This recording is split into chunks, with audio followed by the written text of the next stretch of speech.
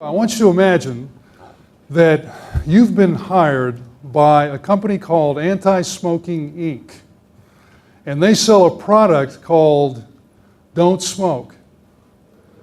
And their competition is big tobacco, ginormous tobacco companies with huge gazillion-dollar budgets that you can't possibly hope to match.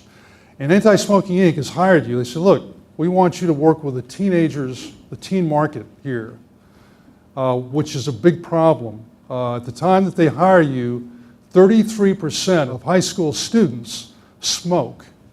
Huge problem for them, for their families, for their futures.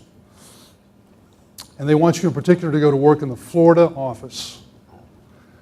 So as you're talking to them, you say, well, tell me what you've been doing before I address this. What have you been doing to address this problem? And they say, well, look, we've hired the best experts out there, the best researchers, the best scientists, the best healthcare professionals, the best medical doctors in this field.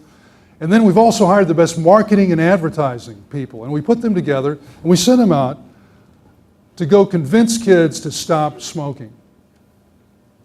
And you say, well, how's that work for you? And they say, oh, not at all. We've been doing this for decades. We haven't made a dent in the problem.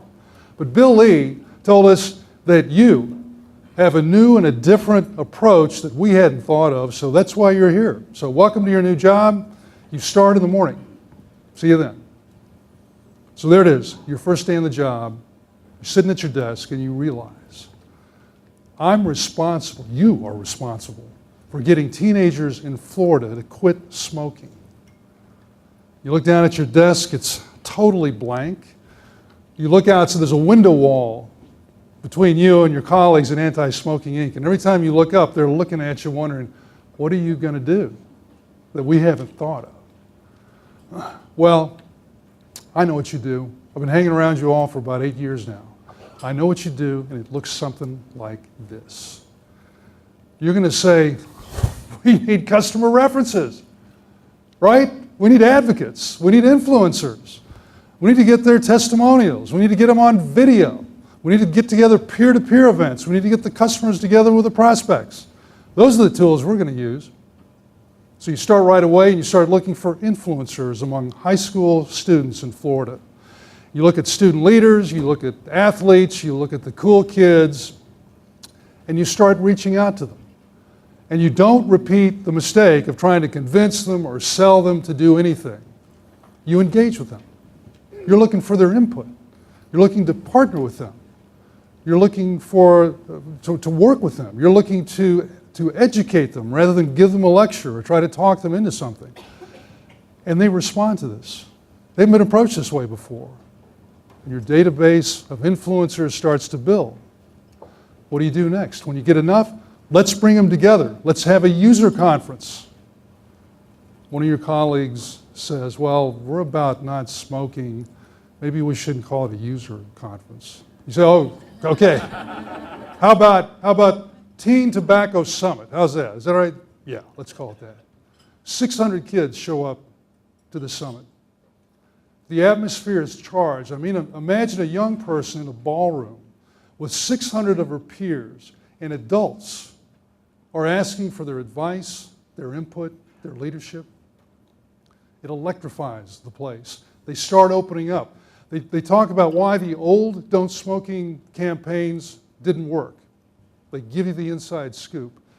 Then on the spot, they brainstorm a new approach, a new campaign that no expert had ever thought of in decades.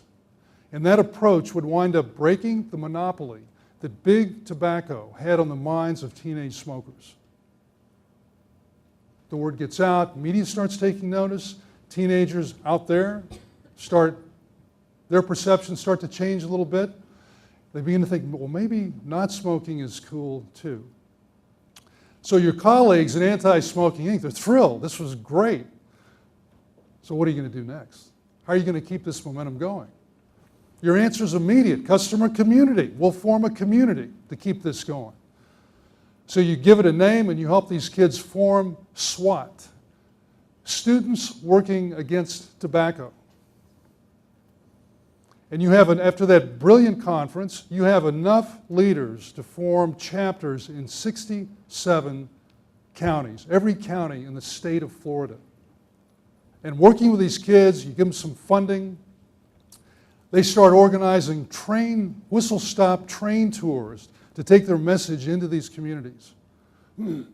They start putting on workshops. The recruiting members, they loved your conference so much they decided to make it an annual conference. So they're recruiting members, they're shooting more video, they're creating more advertising campaigns. What's the result of all this? After just the first year, teen smoking in the state of Florida dropped significantly.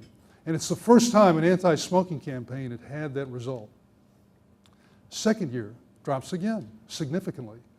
And in less than 10 years, teen smoking in Florida has been cut about in half. Unprecedented. Other states start to take notice of what you've done here. New York, South Carolina, they start adapting your methods. They get the same result. Teen smoking in those states cut about half.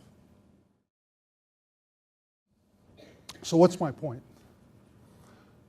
My point is that what you do and what was done to help solve this problem is typical of what you do every day in your jobs and what you learn from your peers here.